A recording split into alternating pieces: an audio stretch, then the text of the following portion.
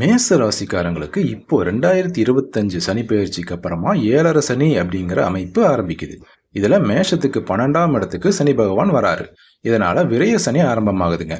7.5 சனி வந்தாலே கொஞ்சம் பயமா இருக்கே, ஏதாவது கெட்ட பலன்களை சனி பகவான் அதிகமா கொடுத்துருவாரோ அப்படின்னு நினைக்கிறது இயல்புதாங்க.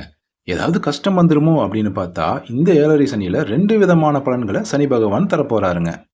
45 வயசுக்கு மேல இருக்கிறவங்களுக்கும், பொதுவா 2வது சுத்து சனி நடக்கிறவங்களுக்கும், இடம் பூமி சேர்க்கை, பிள்ளைகளுக்கு கல்யாணம் பண்ணி பார்க்கறது, நம்பி இருக்கிறவங்களுக்கு சொந்த தொழில் ஆரம்பிச்சு கொடுக்கறது, இல்லைன்னா தொழில் அமையறதுக்கு உதவி பண்றது, இந்த மாதிரியான நல்ல விஷயங்களும் நடக்க இருக்குங்க.